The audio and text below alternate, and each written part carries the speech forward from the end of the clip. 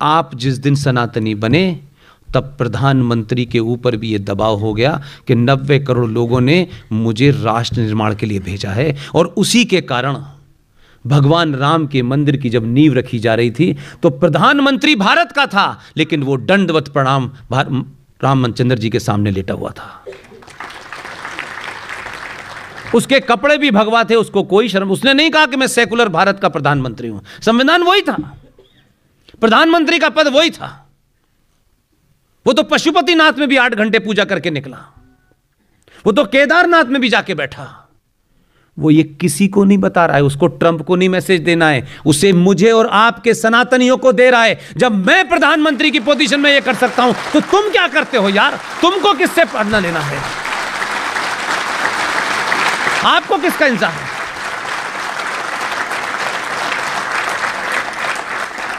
उस पद पे बैठ के आपके लाल किले से हिंदू राष्ट्र की मैं घोषणा करता हूं, यह नहीं हो सकता। 90 करोड़ लोग एक बार हिंदू होने के तो अपना परिचय दें कि हम हिंदू हैं। हिंदू होने का मतलब यह नहीं होता है कि आपने दीपावली मनाई और होली मनाई।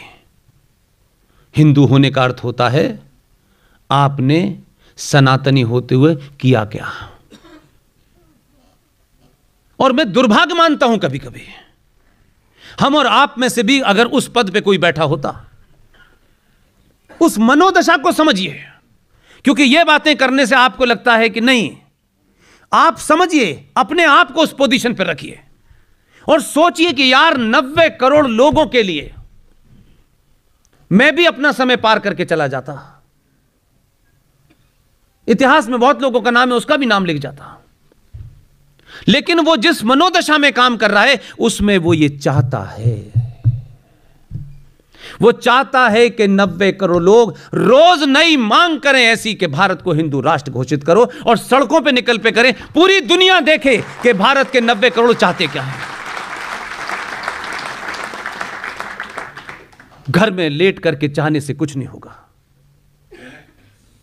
आपने दबाव बनाया, इसीलिए अयोध्या भी हुई और अब काशी भी उसी रास्ते पे चल पड़ा है।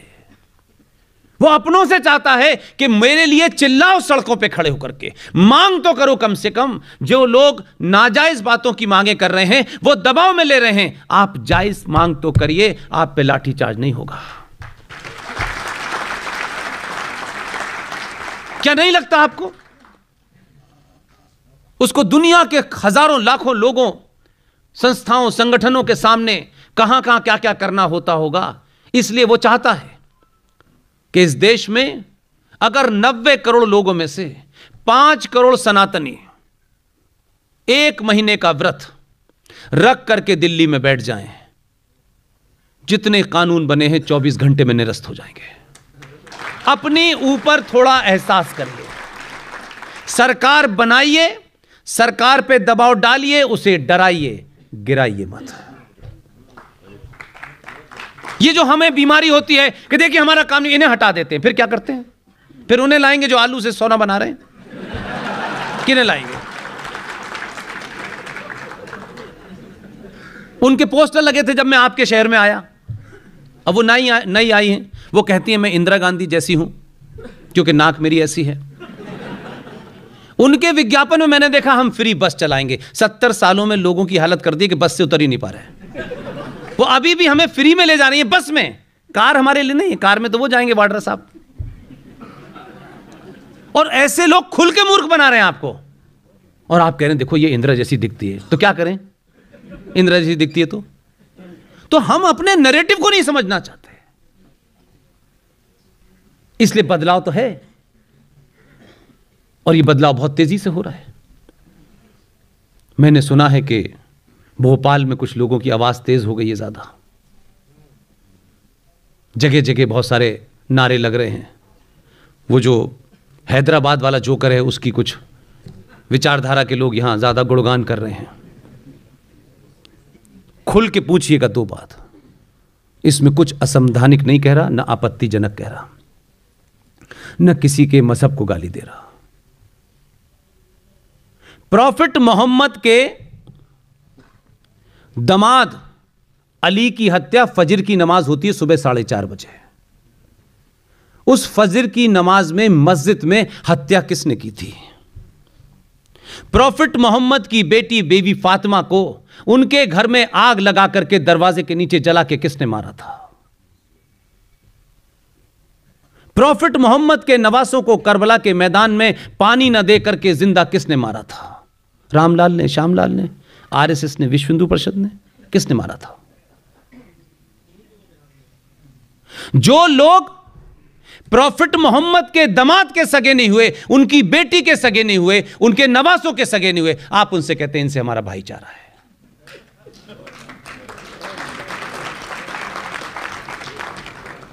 किस गलतफहमी के शिकार हैं? दो बड़े सेक्ट हैं, सेक्ट बाकी बहुत सारे हैं, उसकी बात नहीं करता।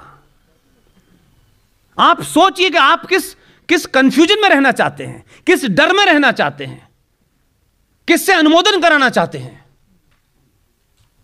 शिया आज भी 2021 में भी मुहर्रम ऑब्जर्व करते हैं। किसी ने पूछा ये शिया मुहर्रम में क्या करते हैं, ये मातम क्यों करते हैं, ये सीनों पे छुरी मार मार के खून क्यों निकालते हैं, ये या हुसैन क्यों कहते हैं, या यजीद किसे कहते हैं, किनको गाली देते हैं, किन के बारे में बुरा भला कहते हैं, ये हमने जानने की कोशिश नहीं की। ये शिया मातम इसलिए मनाते हैं, उनसे सीखिए। जो लोग आपके पूर्वजों के हत्यारे हैं, जिन्होंने आपकी नस्ल दर नस्ल हत्या की है, अगर आप उन्हें भूल जाते हैं तो फिर इतिहास आपको भी भूल जाता है। इसलिए शिया इस देश में नहीं, पूरी दुनिया में मुहर्रम मनाते नहीं, ऑब्जर्व करते हैं। वो दुख का दिन होता है और उस दिन इमाम अली को, बीवी फातिमा को, उनकी जो बेटी थी, जो अली की पत्नी थी, उनके नवासों को, मारने वालों को कोसते हैं ताकि दोबारा से वो न पैदा हो पाए। उनके लिए मनाते हैं। उनके और इनके बीच में झगड़ा इतना है, आपका तो है ही नहीं, आप तो खामखा बीच में आ जाते हैं, आप है ही नहीं कहीं बीच में। पाकिस्तान ने अपने यहां शियाओं को मुसलमान नहीं मानते, वो उनका कत्ल वाजिब है वहां पर। इसलिए मैं मानता हूं कि इस्लाम को लेकर के सुनी सुनाई बातें ना करा करें, तथ्यात्मक बातें करें। तीनों शुरू के खलीफा मारे गए और वो कहते हैं Islam is a religion of peace. Coca Cola वालों को पता चल जाए ये ऐड तो बेच देंगे वो। और आप कहते हैं सारे मजहब बराबर हैं, सारे धर्म बराबर हैं। आप खामखा कह रहे हैं क्योंकि आपको भाईजान की सेवैयां खानी है जबरदस्ती में, हमें दिखना है ऐसा। अरे किसी को गाली मत दो, किसी को मारो मत, लेकिन सच बात तो बोलो यार। जिस सच का ढिंढोरा हम पीटते हैं, हमें माता ने कहा है सच बोलने के लिए, पिता ने कहा है सच बोलने के लिए, तो सच बोलो ना यार। भाईजान के सामने जाने के सामने फिर चारा क्यों हो जाते हैं आप? सच बोलो कि ये चीज ही नहीं है, कोई एग्जिस्ट ही नहीं करती। Islam is a political ideology to capture power, nothing more than that.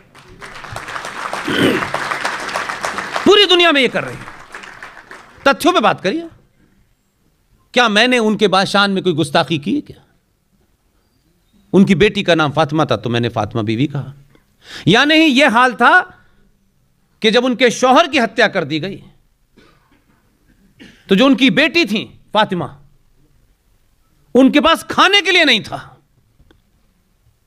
तो प्रॉफिट मोहम्मद ने जो बाग जिसके अंदर बहुत सारे फल लगे हुए थे, उसे बागे बिद्दत कहते हैं, बिदर कहते हैं, वो लेने गई तो अबू बकर जिसकी बेटी 7 साल की थी, जिससे निकाह किया था, 54 साल के युवा ने,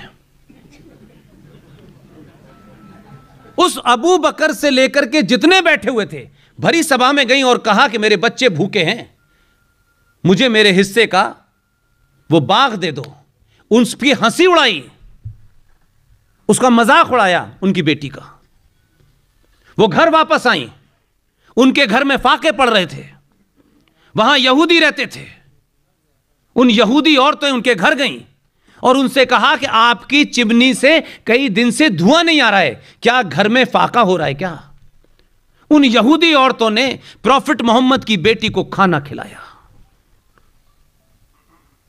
और पागलपन देखिए, वो यहूदी प्रॉफिट मोहम्मद की बेटी को खाना खिलाते हैं, उनकी मदद करते हैं, और ये क्या कहते हैं?